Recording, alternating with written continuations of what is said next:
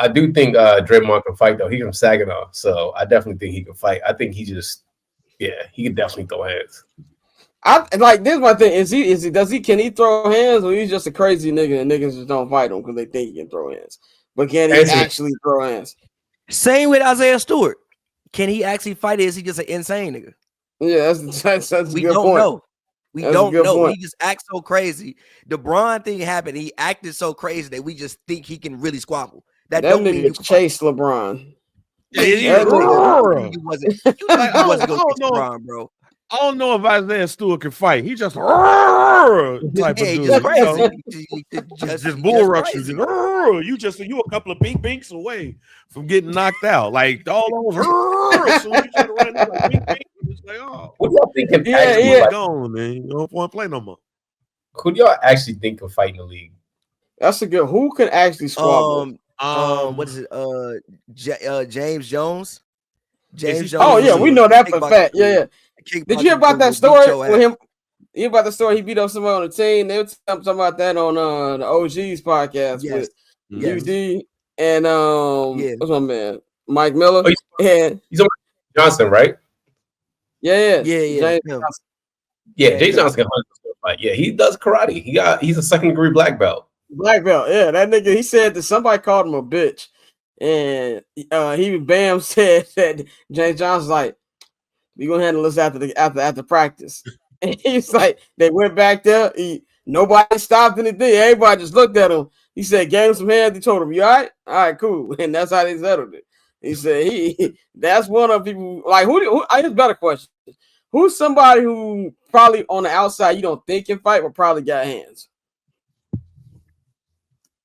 I'm trying to who I think probably got hands, but you probably just got to push them a little bit.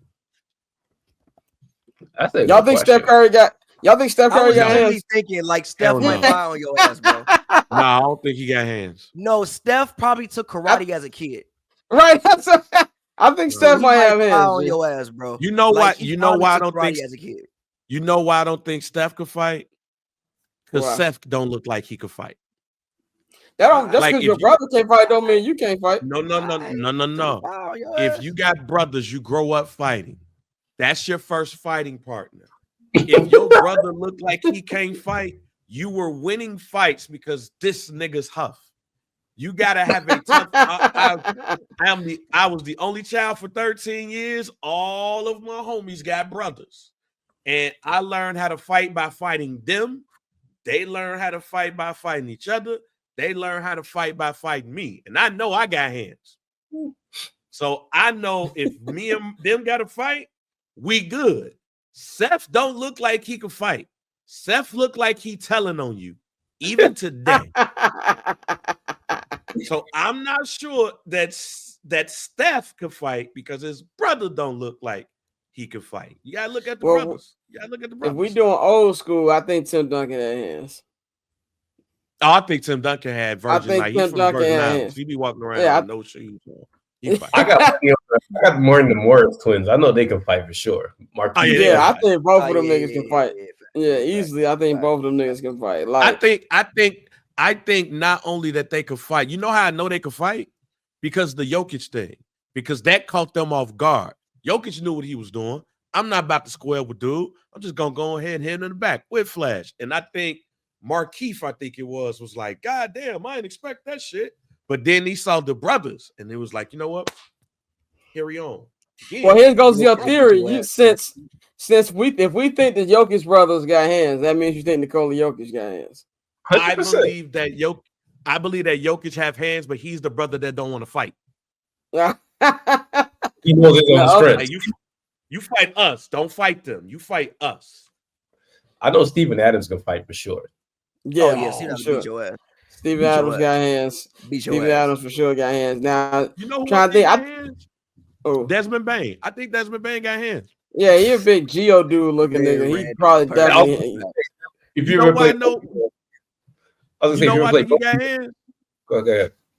Oh, because my bad, you was cutting off touch. But the reason why I think he got hands because he's short and his arms. Like, he probably was getting shit talked about him his whole entire life, and he had to show people that it's not a game. I think Desmond Bain got hands. Fair.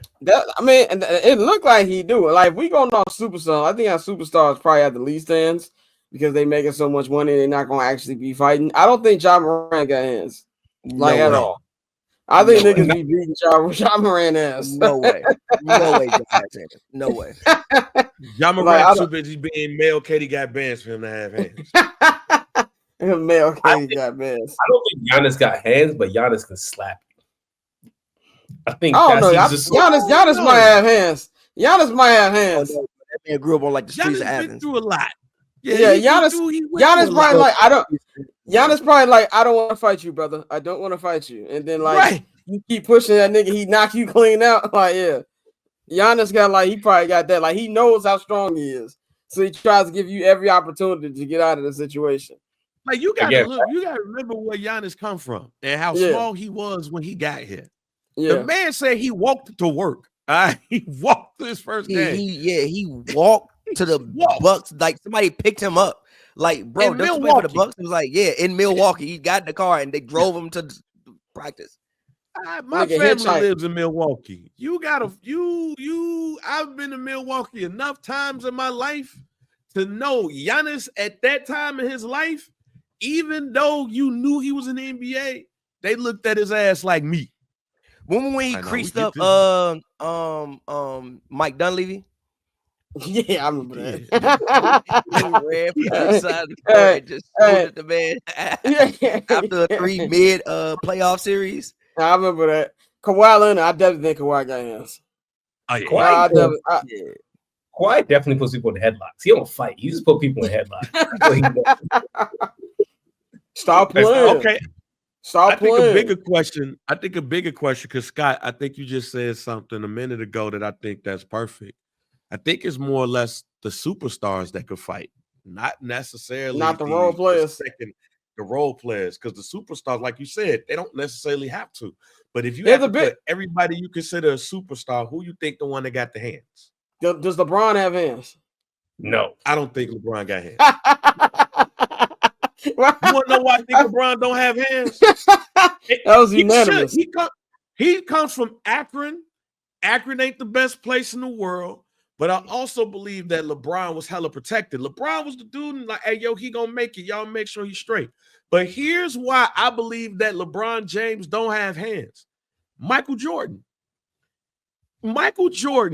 Carmelo Anthony, and those superstars of that ilk still walk in your face.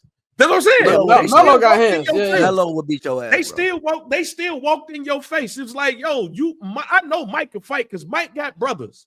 And not only do Mike got Mike got brothers, and the way he talk about Larry, Larry, and the way Larry used to whoop his ass, Mike got hands. Mike got hands. Because his daddy might have been beating his ass. Exactly. Mike stars like Mike, Melo, even Shaq, and Shaq got connections. He might not fight, but Shaq got connections. But what I'm saying I think Shaq got hands. Yeah, but they walk in your face. Like, they walk in your face and they say, yo, what you gonna do? LeBron James does this.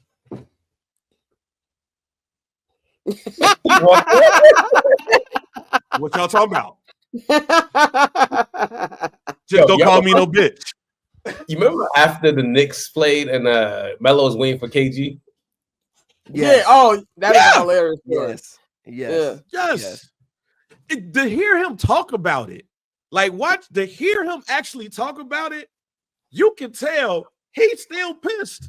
And he wouldn't mind fighting KG, but I'm grown. We could talk about it. But he's still mad about it. You go watch that episode of 7 p.m. in Brooklyn. We all good now. We could talk about it. Nah, nigga, you still pissed. And I also think that I think they had J.R. Smith on there, and J.R. Smith said he was shocked that when they were waiting for KG, the KG still had the same energy. KG was like, yeah, nigga, I said Cheerios, nigga. I'm like, yeah, bro. Like, I've never over basketball, bro. Over basketball, bro. Yo, the thing is, KG spent 1 year in Chicago. That changed his whole entire life. And he's the most Chicago nigga of all time. I was watching this documentary again over the weekend. He was like, "You niggas ain't never played in the Red West, nigga. I'm talking about GDs, Lords, King." He was named all them. He said, "What you gonna do when niggas tell you?" Red West though. He said, "What you gonna do when niggas tell you no foul?" He said, "No niggas ain't ready to nothing." And that's the 90s, by the way. That's the fucking 90s in Chicago. Yeah, he was right. He was Yeah, right. That's a different era. That's when the games to pull up to Farragut, nigga. Pull up. It's a different era, bro. It's a different era. I do not envy not being born to be a teenager in the 90s. I do not envy it. Yeah, that was a different era, bro. It was crack baby era humans. They said that nigga KG said they beat Simeon. They won the basketball game. They lost the fight. I was like, yeah. That's... Look, I'm so glad that I'm here talking to y'all because I used to do dumb shit. I used to go to Michelle Clark on Laramie and Harrison. God damn. And I used to walk. And I used to walk from Laramie and Harrison sometimes to North Avenue and Lockwood. In 1994, yeah, nigga, the year that it was 934 murders in Chicago, and that's what I want to say. People be talking about Chicago now. Chicago way more calm. It was 999 recorded murders. Recorded, right? I think it was more. It was 999 recorded homicides in Chicago, Illinois. The year I was born, 1991. And this how you know, in Tulsa, this how you know you out west when you don't hear numbers anymore. Yeah. When there's no numbers anymore, niggas just say I'm on Chicago Avenue and left, like that's it. Yeah, nah, I ain't coming, gang. I remember one time I was in college, right? Like, this is a place in Baltimore where like the police don't go. So I took a wrong turn. I never get lost in Baltimore, right? And like we say the certain thing in Baltimore, they say, ew. So I'm driving, right? And they can tell. So you talking about what Omar said on the wire? They really say that? Yeah, they really talk like that. So I'm in the wrong part of Baltimore, and some dude looks at me and is like, "Ew," he goes, "You gotta turn around, little nigga." I ain't never done a 3-point turn in my life so fast. I'm gone. I got that car. I got out of there so fast. But it's like, yo, it's like when a nigga was. I was just like when a nigga from Chicago tell you check it out. Say check it out, bro. Don't ever check it out. Never check it out. And you go the other way. Orlando, I was 12 years old doing that shit. Had no reason. Reason doing that. All selling my tokens to get some money and then just walk that far. My mom be at the damn porch crying and shit. Well, what you like shit I walk? Fuck you walk for? And then she go from crying about to whoop my ass. But yeah, nah.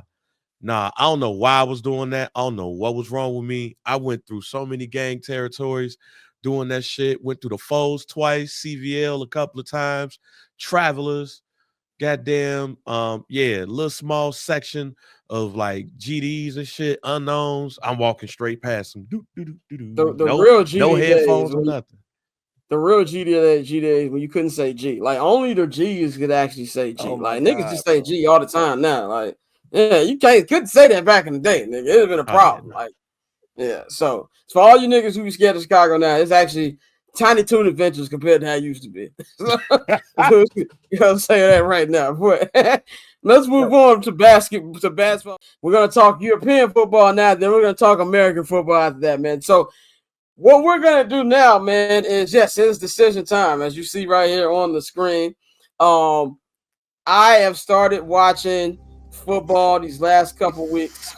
Like good music choice in the background. And I've been going through the process of trying to find a Premier League team to root for. Now, the Premier League returns tomorrow. I will be locked in while I'm doing my work at the crib. I will be watching these games. I watched some FA Cup games this weekend. I watched a lot of the La Liga, the Spanish league games. Watched Real Madrid this week. Mbappe went crazy in one of the games. So I've been doing my thing, man. So I decided to pick a team. Now we've got 4 contenders of who I am picking from. So let's roll. I'm gonna give Toast's gonna be the Jim Grant is. You're gonna ask me why I would consider each of these things. All right, let's go. Let's get it. I am super nervous to know who you're gonna pick. I think I have it. I think I have an inkling. After talking to you on the side, I think I have an inkling. But let's go.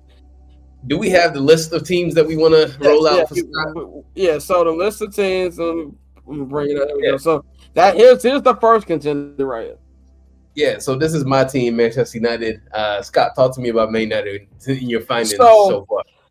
Funny thing is, Manchester United was the squad that really, when I was watching and deciding to get into the game, was the team's history I was learning about by watching David Beckham's 4-part documentary on Netflix. He was on Man City legend. I looked up a lot more about the team. I love the colors. Obviously, I am a Chicago Bulls fan, so I like anything with red up in there. Had a legendary run. Had one of the best managers of all time, Alex Ferguson. Real decorated history. And it kind of reminded me of my Chicago Bulls. Real decorated history in the 90s. Nice traditional winning. But both teams haven't really won that much since. But that was one of my main things. And I just love the color scheme as well. And David Beckham's the man. So on top of that, this is why this is a very strong contender for me. Okay. And the next team, we need the next team to figure out who Scott's gonna pick. Gross. Man City. Man City. So here's another. Man City is a very high contender for me. Number one, their coach, Pep. He's the king of the memes. Before I even knew about the game and everything, he had some of my favorite memes that we need that we will be there. Those were all hilarious to me. But they've dominated the Premier League the last 7-8 years. They've won 4 Premier League titles in a row. They've been to 7 straight FA Cups, and they really have, got back into really dominating since Pep became the coach back the 2016-2017 team, if I'm not mistaken. I watched all 8 episodes, they All or Nothing series, and I really liked what I saw from there. So that's why they are a high contender as well. So let's see the other 2. Arsenal and Liverpool. Talk to me about both these teams. They both wear red, which is apparently your favorite color. So yes. Hopefully you weren't wearing red when you were in LA. But talk to me about these 2 teams. Yes, exactly. I am not blood affiliated, but I do like the color red. Arsenal. I like a lot of things about Arsenal, man. I think that the colors, obviously the color scheme. I love the logo first. I don't know if it's because the American in me that we love the color with the gun that was on there, but I do like I like how they feel looking. They also got a big future. I like a lot of the players they've got. They've got a lot of young talent that they've got coming up. They've really switched from being in the projects these last couple of years before their head coach got there. And I really like their young player Bukayo Saka, who will be back in the lineup tomorrow. He's been out since December. You can tell I've been doing my research, and it kind of look like I'm fake know what I'm talking about. But I also kind of feel like they're a team on the rise. Like they've been, stuck in the second spot in the Premier League the last couple of years, but it kind of feels like they're close to a breakthrough if they can just get a player or 2 in there. And we also talk about history. My man Thierry Henry. That boy's cold. Not only was he cold when he was playing, also one of my favorite media personalities out there as well. And they also have a nice long history of having black players on the team. So that was very important to me when doing my scouting. Now, Liverpool. Liverpool is an interesting thing. I only had one person. He said, I heard Liverpool is the Pittsburgh of London. Liverpool and London, 2 different English cities. Liverpool's all the way up in the northwest. But ain't shit in Liverpool. But they got a nasty accent. Nasty accent. Yeah, if you ever go on TikTok, look up a Scouse accent, and you'll hear it and disgust it. But Liverpool is currently number 1 in the Premier League. They've got I think a 12-point lead over Arsenal right now. One thing that kind of stood out, by the way, I only had one person pitch me Liverpool. That was shout out my boy Nick. He was like, yo, come join us in Liverpool. I watched the All or Nothing series with Man City, and when they visited Liverpool, not granted, I'm pretty sure all these teams have racist vibes with them, but it felt real racist.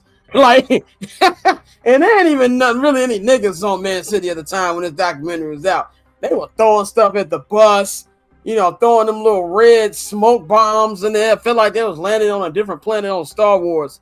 So it just gave me kind of like weird vibes, but they also have a lot of players who are scheduled to be a free agency next year, which might be a problem for me, but they're a very great team. They've been playing real great. They've got Mo Salah, who is incredible. He's having a great season this year as well. He's going to be a free agent. So that's why that was a top contender for me as well. So those are my 4 contenders.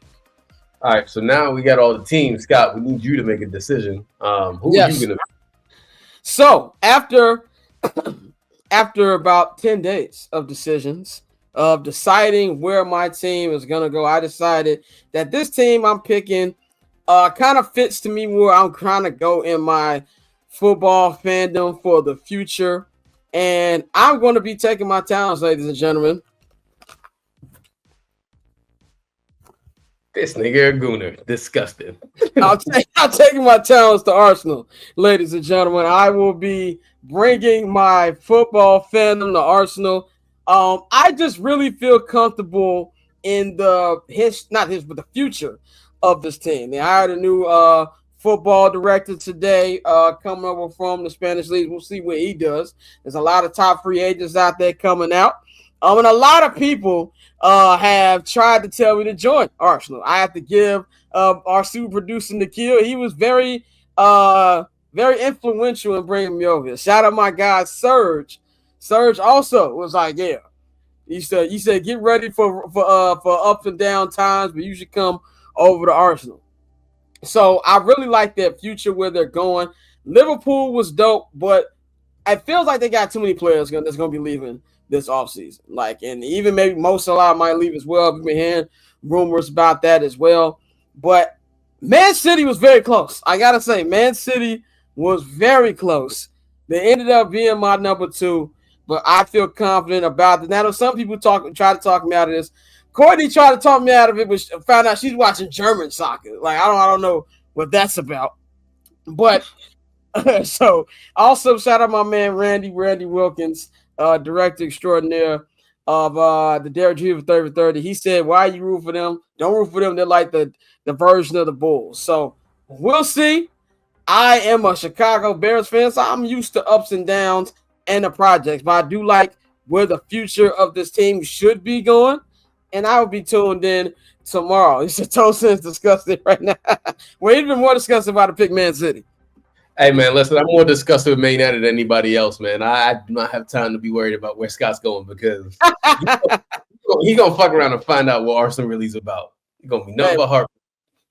I was molded in a heartbreak. I went to London, and the Bears were 4-1. They won one game for the rest of the damn year. So if we're going to be mediocre, at least let's have good colors while we doing that. But let's talk about last night, what happened in the NBA. Very, very good game between the Lakers and the Golden State Warriors. Man, we had another LeBron and Steph rivalry game going on, man. I would say this is a clap. I feel like every time they play, it never disappoints. The Warriors ended up winning 123-16. Steph Curry had another massive game.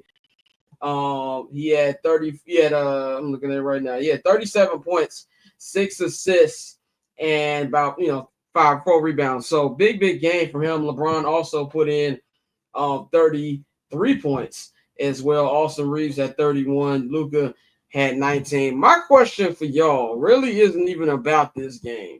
Is this, if you look at the standings, the NBA standings, by the way, seeds 2 through 7, like 2 through 10 in the Western Conference are wild. They're separated by a game or two in all of them, man. But the playoffs are today. The Los Angeles Lakers will be hosting the Golden State Warriors. And I think if you're Adam Silver, you are Birdman hand rubbing at the possibility of having Steph and LeBron face off once again. Maybe one of the last times they face off again. And this time, both teams are pretty good. The Warriors have been on fire. When Jimmy Butler got there, they were dead in the water. they were fighting for the 10th seed with Sacramento and Phoenix at the time, and now they are number 5. They're only a game and a half behind Denver, who they play tonight for the 3rd seed in the Western Conference. They're 20-4 since they got Jimmy Butler. And we all know how dominant the Lakers have been since they got Luka 2 months ago. I think this would be a great series. I know Adam Silver is thirsty for this to happen. Bang, how much does the NBA need LeBron versus Steph round 1 right now? Or do we still need to get away from this and be more excited about some of the younger players in the NBA right now? Nah, we need this. I think I talked about this on some dude, and I'll bring it here too. The NBA is greatest when it's a changing of the guard moment. And I also believe that was missing in at the end of the Michael Jordan era. Kareem and them passed the mic to Magic and Larry Bird and Isaiah. Those 3 passed the mic to Michael Jordan, Patrick Ewing, and Karl Malone, and all of those guys. Nobody, it was a lockout thing, and Tim Duncan ended up winning his title. But Tim Duncan, Shaq, Kobe, and them all passed the mic over to LeBron. The thing that we miss about the LeBron and Kobe thing is we thought we was going to get them in the finals. We had Magic and Michael in the finals. That was a passing of the torch moment. We didn't realize that at the time due to what happened with Magic. So we need the final, which will more than likely be the final battle between those two.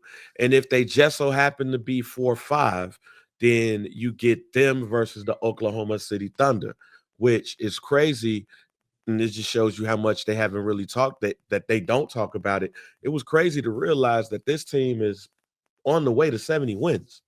So we could talk all what we said about the Oklahoma City Thunder, and they're the best team in the league, and they got this record over the past 2 years, but they ain't really done anything in the playoffs to make us go like, oh, man. So this would be a major moment for the Oklahoma City Thunder if they were to play the Lakers or the Golden State Warriors in the second round or in the Western Conference Finals.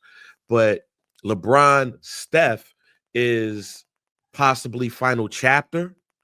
And especially if one of those two end up going to the NBA Finals and winning, to have LeBron or Steph on the road and defeating each other to get there would be a major moment, especially for Steph Curry. Because if Steph Curry defeats LeBron James, if they play them in the playoffs and they end up winning the championship, that could really move up Steph Curry up on the list of where he is when you talk about the greatest of all time. And when you talk about the careers that mirror each other and where they fit, if this was LeBron's time or if this was Steph's time. I agree with that. I think it's something that will be definitely entertaining. Best way to kick it off. And then, like you said, in the second round, then you have to play the Oklahoma City Thunder. And that will be the perfect now versus the old. Can the OKC Thunder knock off the old guard, no matter if it is LeBron or Steph, and say, yo, I understand y'all little rivalry and things like that, but this is my league right now. I'm the MVP. We finna dust y'all off, go to the Western Conference Finals, and then see if we got to face the defending champions in the NBA Finals. To me, that's the perfect way to start the playoffs. Dante, what's your feelings on last night's matchup? Every time LeBron and Steph end up playing, it's always like a classic game. And how much the NBA maybe needs them to face off in the first round.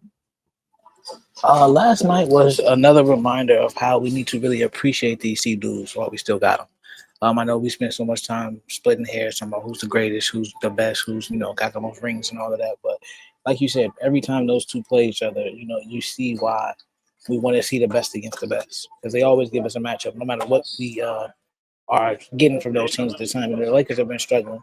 They did lose the game, but I mean, they put up a decent fight. There was still some moments where I'm like, all right, this is something to probably be concerned about. But I think if you're the NBA, anytime you can get LeBron and Steph in a series, that's a win for the league, because of not only the nostalgia factor of everything they've accomplished and everything that people, still cling to and argue about.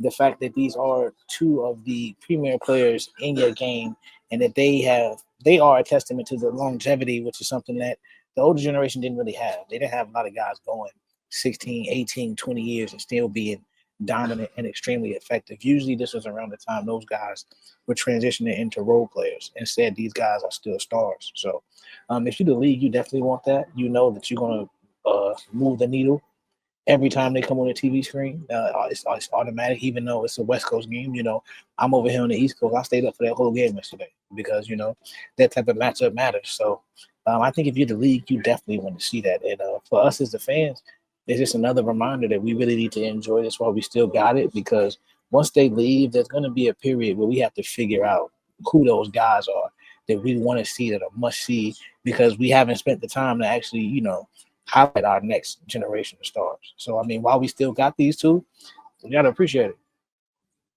Definitely. That was the first thing that came to my mind yesterday, was appreciating both of these guys. And it was just, you know, it was just really good to see. Like, it literally never disappoints. That last stretch at the end where they were going 3 for 3 for 3, and Kevin Harlan sounded like he was going to lose his voice.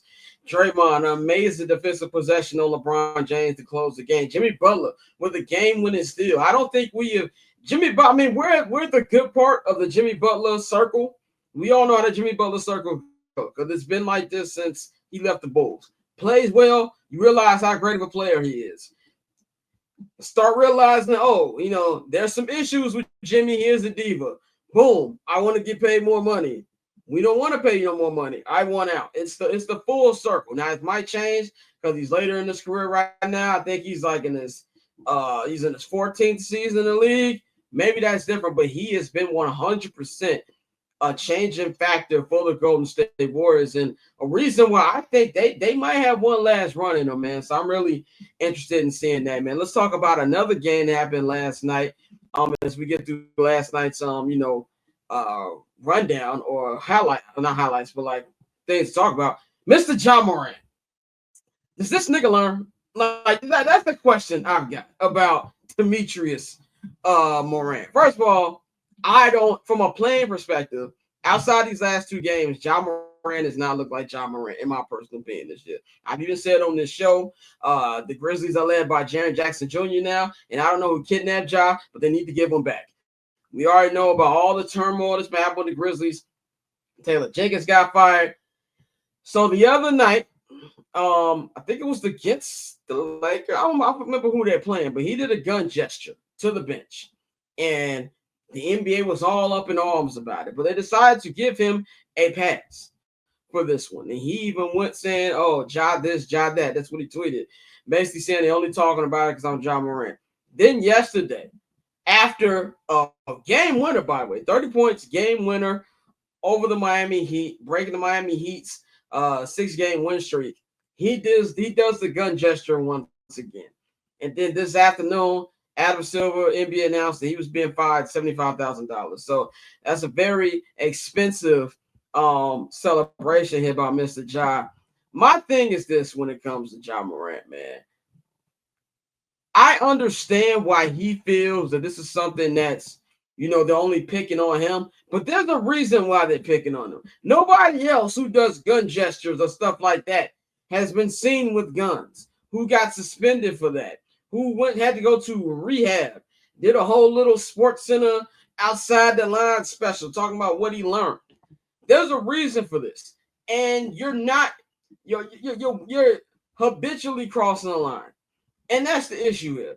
And on top of that, the whole slide that the Memphis Grizzlies have made over this season, especially since Taylor Jenkins has been fired, this doesn't help your case. Now, winning and playing well will shut people up, but Ja, I believe, has to be more aware of what he's doing.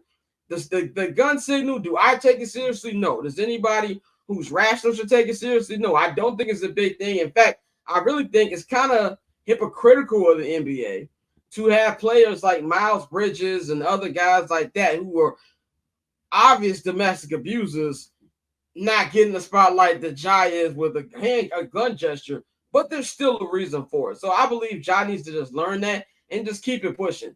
But it kind of feels like he is your little cousin who keeps getting in trouble despite all the talent that he has. And that's something here that I feel like might hold him back in the long term when it comes to it. Bang, what's your thoughts on what you saw from Ja Morant last night? think it was stupid. And what made it even more stupid is that hours before the game, the NBA told him not to do it, and he did it anyway. That's the issue. Look, Jay Williams said something on the show today, on First Take today. Get Up. And he said that just ban it. Just ban gun salutes. We see what the NFL just did with banning the nose joint, the slime joint, right? Just ban it. Keep him away from doing that, and just keep it away from the league. If you want, you can't say you want just Ja to stop doing that. Like, that's where, if Ja came out and said that, I would agree with him wholeheartedly. You even if what happened to me happened to me, if it's legal to do, I should be able to do it. You can't use what I got arrested for and all of that stuff and just keep it to me and say, don't do it. Flip side of it, they told you not to do it, fam. So just don't. And you know what you've been through. So it's just sheer stupidity on his part. He's dumb. There's no point of doing it. It's not even, and honestly, it's not even a cool celebration. Like, it's not one of the cool gun celebrations either. So I just think it's dumb. It's stupid. If the league don't want him to do it, just ban it all together and then let everybody get mad at him because they can't do this after they shoot a three-pointer and stuff like that. Dante, what's your thoughts on this, on Ja repeatedly not caring about what the NBA is telling them? Yeah, bro, it's childish. And when you're somebody who, they're trying to position you as one of the faces of the league, the last year you can do is sit here and act like a child, bro. Like, it's like you said, they give you these little slap on the wrist, go to fake therapy for a couple months and come back. So, they're trying to stall you out, but you continue to try to push the issue. They give you an inch, you take a mile. Your pop's drunk on the sidelines. I don't know what y'all want me to do no more. Like, at this point, like, sometimes I think people overreact. You feel me? Like, but at the same time, when they come to you directly and say, "Hey, bro, just don't do this," and that's what the league did. He did it anyway. So it's one of those things you can't really have sympathy for him no more. You would think that he would change his behavior, but right now, he's not. They fired the head coach. So I think it's a thing where the checks and balances aren't really there in Memphis. We don't know if they're going to move on from him after this season. That's one of the signs. Because, you have people who are still talking about, I think it was Mike Wilbon. Because, of course, they're talking about, are the Bulls going to try to get a guy? And they were talking about Ja and Zion and the potential that both of them may be done in their respective cities. So for a guy like Ja, it's unfortunate he don't really care. But at the same time, this is kind of the culture we've cultivated with the way that we treat our stars. So he's going to keep doing it until, like, something of serious consequence happens. But if nothing happens, it's just, a salute. It's just a little gesture, then it won't matter. So I'm with Bang.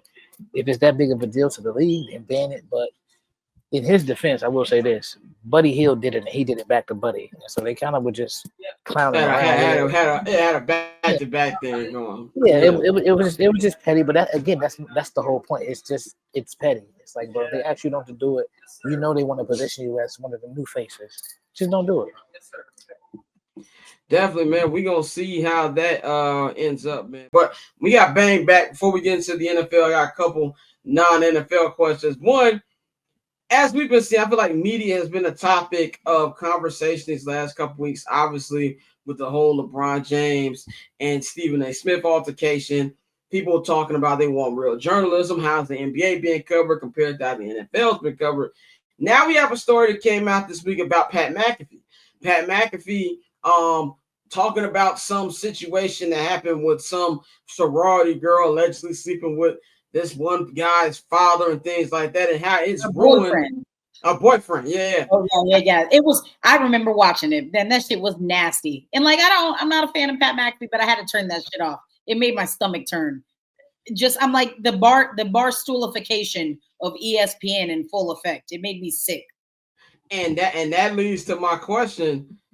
is the worldwide leader beyond saving at this point? Like, because if you look at it, I don't really, outside of the actual live sports on there, I don't watch ESPN. I don't watch First Take. I don't watch any of those other shows on there. Get Up comes on too early in the morning for me. But it kind of feels like even when you watch that, Marcus Morris on there this week. And Marcus Morris is up there talking about, I don't think Nikola Jokic is the top 20 player of all time. Like, it just kind of feels like they take all of the hot stuff from Twitter and things like that and debate it. And like I've said, I blame the viewer, because if y'all actually cared about actual journalism, people will actually be talking about that. We wouldn't be seeing people lose their jobs and things like that, if not just sports media in general. We see all the stuff going on in the White House and how some media aren't covering that the way they need to be. That's the bigger problem. It kind of feels like ESPN went from being the #1 hub for all things sports and journalism. Now it's just like the National Enquirer for sports at this point. Bang, you, of course, you deal with this media. We all deal media all the time. But do you think that this is just what ESPN is right now? There's no saving the worldwide leader at this point. This ain't got nothing to do with the worldwide leader, fam. This has everything to do with the viewer. You give the people what you want. And that's what the people want. People want that type of stuff. I said this last week, and I'll say it again, and I won't go on a longer rant. I'll keep this short. If you didn't like it, you wouldn't watch it. If you wouldn't watch it, the show wouldn't be on. Show wouldn't be on. Whatever you want to watch would be there. Y'all watch this shit. Even if you watch it on mute, you watch it. So it's going to continue. First Take is a debate show. Debate shows have been around for years. Sportscasters on TV, something that used to come on Sports Channel Plus. All of that shit is really, all of this shit that you're seeing is offshoots of that. All First Take is what you see on Meet the Press and what you see on other political shows. They just take it to a news show. I'm not a fan of debate shows. I'm a fan of more analytics and stuff like that. But that's what you get when you watch these shows. And actually, I disagree on that. They're not trying to keep up with them. They're not trying to keep up with them because overall, they get more viewers than them. All they're just doing is trying to bring some of their viewers back over there. But they could get any sports player they want. I don't think a lot of people understand that a lot of these news organizations, these sports organizations, they recruit sports players and they put them through training before they put them on TV. This is just a cheaper alternative. You don't have to do all of that before you put them on TV. They're doing all of that through podcasting. They're doing all of that through their video shows. So when you look at Gilbert Arenas, don't know if people know and understand. Gilbert Arenas is supposed to be on NBC TV. So all of that is training. So yeah, they are aware of them. Again, they're aware of them. And it's cheaper to grab them now instead of put them through a boot camp in order to get them ready for the TV screen. It's just cheaper. It's just like I saw a tweet that Rush put up.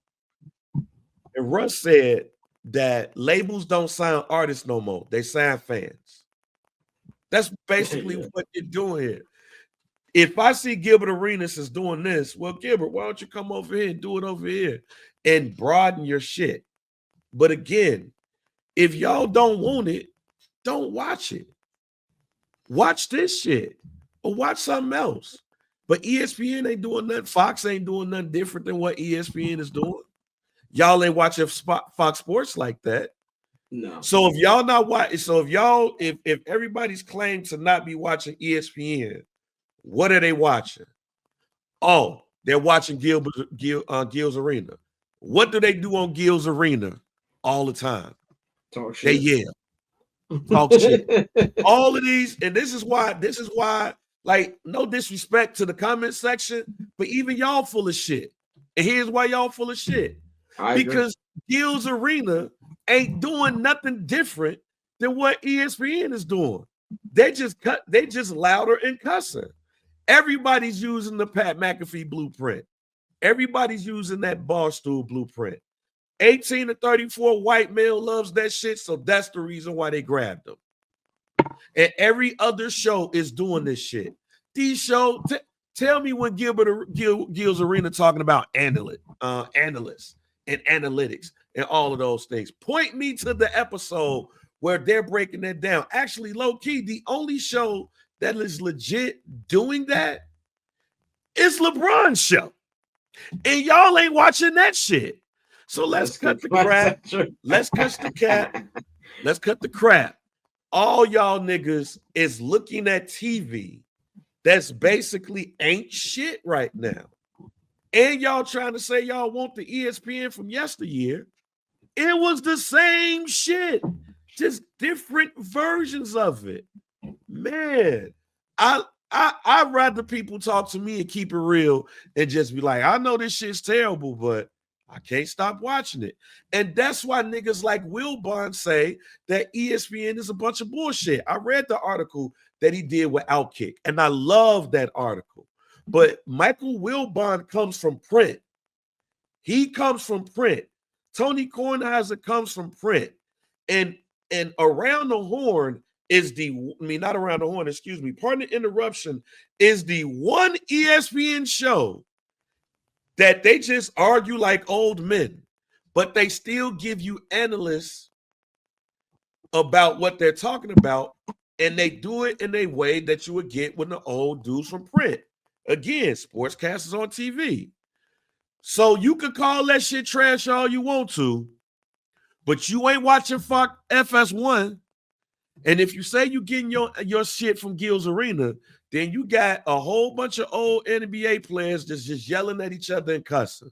If you say you watching Jeff Teague shit, you really watching Gil. You really watching Gil. I mean, you really watching Jeff Teague for stories with Jeff Teague. That's what it is. All it is yelling and all of that shit. And Stephen A. Smith been yelling since he said Kwame Brown was Stephen trash. A. been doing that, bro. Like, they got that from Stephen A. Everybody's following the same fucking blueprint. So until all y'all niggas that's complaining about shit, complaining about what ESPN's doing, stop watching it. Stop watching it. Do like we used to do in the old days. You watch Sports Center, you watch NFL, you watch NBA, that their halftime shows and their post-game shows, and you read box scores. Y'all niggas don't even read the newspaper no more. Yeah. So stop with that shit. Yeah, they pulling that shit off of Twitter. Why? I said this on the show before we even had this topic. Producers don't be producing no more. Right. They just go to Twitter and they find that shit. All of y'all, like, that's what I'm saying. I like this topic because I get to tell the viewer that y'all ain't shit. Y'all bullshitting. Y'all capping right now. That's why I gave you the floor. All that shit. All y'all shit doing that shit. Stephen A. Smith and Skip Bayless ain't doing shit but what Mad Dog and Mike was doing on the radio. This is nothing different. It is nothing different. Go watch sports radio. What do they do on sports radio? They argue and they yell. I mean, Mad Dog is one of the originators. Mad Dog, Mike Francesca. And that's why it was great for Stephen A. Smith to bring Mad Dog on the show, because he birthed a lot of y'all niggas. Shout out front of the program, Mad Dog. I love being able to call listeners out on their shit. You say you don't like this shit, but you're watching. You're watching it. And you're watching it. You're looking at the clips and all that shit. Hey, Bang. Hey, what up? That shit got you so straight you had to take an Ollie stress gummy? Yes. Is that shit? I know what that is. Let's cut the crap. Even when they do the analyst show, they take that shit and do it there. They don't even do, when you watch a game, the reason why we love the NBA and NBC, because when you watch the game, you watched it and got real true analytics and conversation. If you say you watch live sports, they do it there too. So if all of you watches the game, where do you get your other shit from? Y'all niggas don't watch don't read the newspaper. Y'all niggas don't even know what a box score look like. They niggas don't even know what a box score look like no more.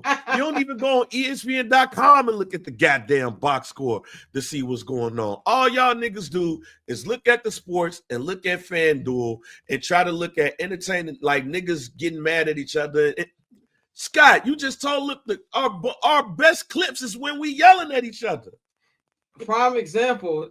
We have great sports talk on this show twice a week, every week, and the clip of us arguing about which NBA players in the NFL and the NBA have hands just did 13,000 on TikTok. So that shows when I'm breaking down the Lakers defense and why they're not going to be able to keep that up come playoff time, 600 views. Yeah, if I go up here and I say Jordan Love is Huff, 3,000 views and like out. Yeah, like I be hating when niggas be talking about some, man, all the shit that be moving is the gossip. All that shit be moving is gossip. Nigga, I work in analytics every day. I can throw out a meaningful story and that motherfucker get 100 clicks. I throw out some gossip, that shit do 10,000 views. I work in analytics every day. I can tell all y'all niggas y'all lying. Thank you, Bang, for that 13 yeah, all y'all niggas lying and shit. Stop lying. Just be real. Just be real. Nigga, I watch First Take on mute. Or just to try to get some shit to see what they're talking about, just in case we talking about it. The one show that I vouch for that I do like, that I hear more analytics than anything, is The Facility. I like that show. Who's on The Facility? Chase Daniel, LaShawn McCoy, Acho, and James Jones. I actually like that show because it comes from an athlete's perspective, and they don't really be arguing over each other. They let everybody talk. I love that show actually. Outside of that, and Shade Room was birthed off of the other shit. That the Shade Room birthed the other shit. So no, this ain't, low key, this ain't me airing my grievances.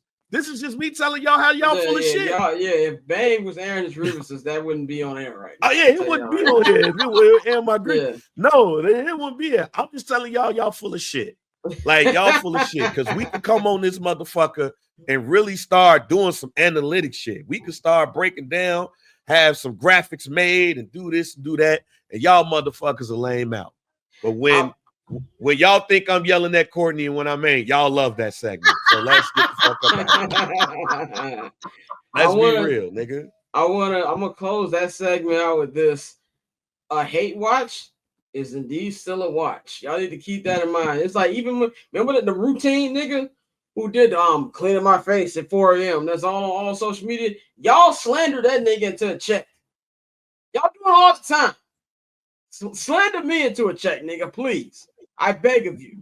That's all it is. We see the whole trajectory of people not even trolling away, but saying they hate something into something being big, man. But catch I'm Not Gonna Hold You, hosted by Scott Lewis, every Monday and Friday at 5 p.m. Eastern, 2 p.m. Pacific, only on HMB Media and the Barber's Chair Network.